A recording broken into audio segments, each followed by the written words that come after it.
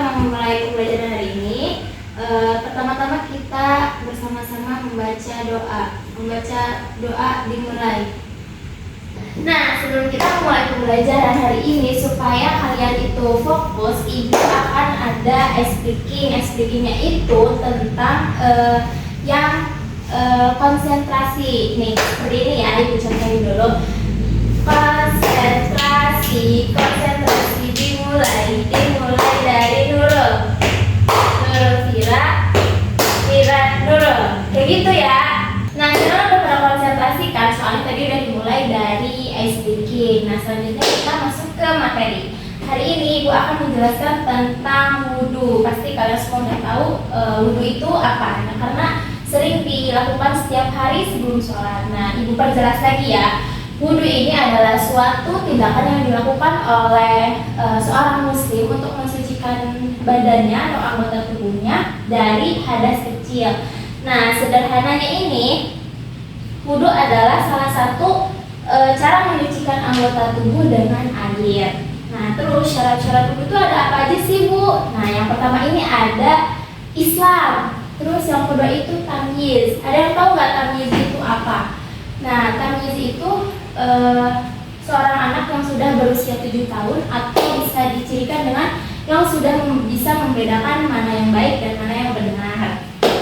Terus ada lagi menggunakan air yang suci dan mensucikan. Terus selanjutnya juga ada lagi tidak ada penghalang antara anggota tubuh dengan air. Seperti kayak pakai kutek itu nggak boleh. Terus tato, dan sebagainya. Terus yang terakhir ini apa sih, Bu? Dan tidak sedang berhadas, yaitu haid dan nifas. Nah, setelah syarat itu ada apa aja lagi sih, Bu? Nah, yang selanjutnya itu ada rukun wudhu. Nah, rukun wudhu itu ada berapa? Rukun wudhu itu ada 6. Yang pertama itu niat, yang kedua itu membasuh muka, sebagian muka. Terus yang kedua itu membasuh tangan sampai ke sikut. Nah, yang keempat itu membasuh sebagian kepala dengan air. Yang selanjutnya itu membasuh kedua kaki sampai ke mata kaki, dan yang selanjutnya itu yang terakhir tertib. Ada yang tahu nggak niat wudhu kayak gimana? Nah, niat wudhu itu ibu ini ya, ibu sampaikan nih. Bismillahirrahmanirrahim. Nawaitul wudu'a lirofil hadatil asdori fardhu dengan ta'ala. Itu niat wudhu yang kita baca setiap wudhu. Nah, terus selanjutnya ada tata cara wudhu. Nah, yang pertama ini ada niat. Terus bacaan niat itu harusnya lebih baik itu di dalam hati. Terus setelah baca niat itu ada membaca bismillah. Setelah membaca bismillah apalagi, Bu? Nah, setelah membaca bismillah itu kita membasuh tangan dengan kedua telapak tangan 3 kali sambil menyela-nyela jari ini tuh sambil dibersihin ya. Terus yang selanjutnya apa, Bu? Yang selanjutnya ini berkumur-kumur sebanyak 3 kali. Nah, setelah berkumur-kumur apa lagi? Dan setelah berkumur-kumur itu istinsyaq. Istinsyaq itu membersihkan hidung. Itu airnya dihirup ke dalam hidung. Tapi itu sunnah sih. Terus yang selanjutnya ada membasuh wajah, sebagian seluruh wajah. Terus yang selanjutnya itu membasuh tangan sampai sikut. Terus yang selanjutnya ada apa lagi? Ada mengusap kepala, sebagian kepala sampai misalnya rambut bagian depan atau bagian belakang 1 kali. Nah, yang selanjutnya ini membasuh telinga sebanyak 3 kali. Terus yang selanjutnya apa lagi? Yang selanjutnya ini membasuh kaki sampai ke mata kaki. Terus yang terakhir membaca doa. Ada yang tahu nggak doa setelah wudhu kayak gimana?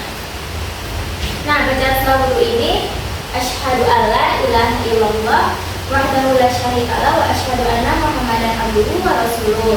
Allahumma ja'alni minat tawabina wa ja'alni minal mutatahhirina wa ja'alni min ibadika sholihin. Itu adalah bacaan yang kita baca setelah kita. Yang selanjutnya ini ada hal-hal yang membatalkan wudhu. Apa aja sih, Bu, hal-hal yang membatalkan wudhu itu? Yang pertama itu segala sesuatu yang keluar dari kubul atau dubur, kayak kentut, terus pipis di celana itu kencing, atau cairan lainnya itu bisa membatalkan wudhu.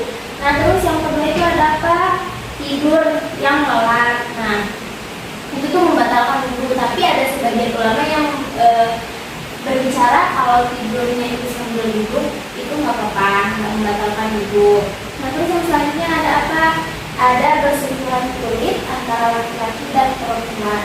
Nah kalau misalkan bersentuhannya masih ada penghalang baju itu nggak batal. Nah terus yang terakhir itu menyentuh kemaluan atau tubuh sendiri dengan telapak tangan dari belakang itu batal. Jadi diusahain kalau misalnya sejauh itu jangan pegang-pegang bagian situ ya. Terus ada yang mau ditanyain atau ada yang belum paham tentang materi wudhu? Ibu rasa tidak ada yang bertanya dan ibu anggap semuanya sudah paham tentang materi wudhu, dan ibu akan memberikan tugas untuk minggu depan yaitu poster tentang melaksanakan tata cara wudhu. Nah sekian dari ibu cukupkan untuk hari ini. Sekian dari ibu. Wassalamualaikum warahmatullahi wabarakatuh.